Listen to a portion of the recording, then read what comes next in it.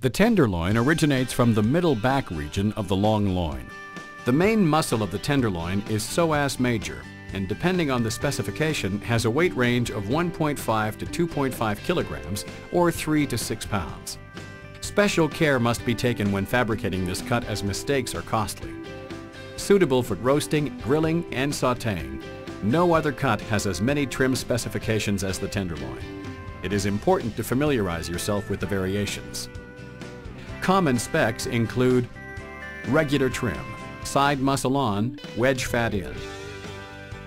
Special trim, side muscle on, wedge fat in, surface fat removed.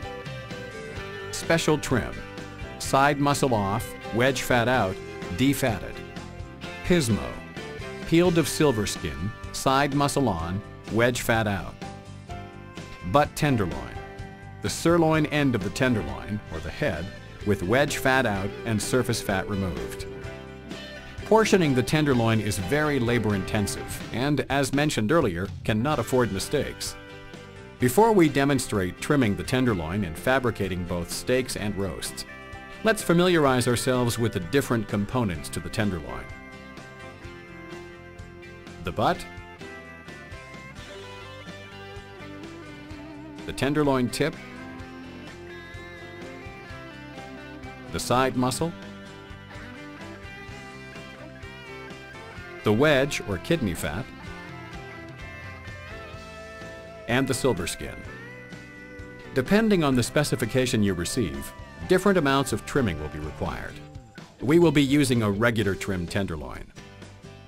Having removed the kidney and any loose fat from the outside of the tenderloin, remove the side muscle, psoas minor, from the tip to the head. You can utilize this muscle for skewers, fondue, or sautés. Next, remove the silver skin by carefully working your knife underneath and cutting in a lifting motion, pulling back on the silver skin.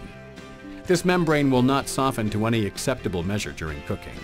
Ensure you work in between the seams at the head of the tenderloin to remove any silver skin. The tenderloin can be roasted whole and carved, or cut into its basic components: butt tender, chateaubriand, filet mignon, tornados, tenderloin tips, or staked end to end. Fabricating the tenderloin is fairly complex and small mistakes can be costly. If you intend to portion tenderloin in-house, it is recommended to utilize a steak-ready tenderloin. The cost may be higher, however, we must take into account labor and yield loss. We encourage you to visit the Beef Information Center website for additional educational, technical, and promotional resources designed to profitably increase your beef business.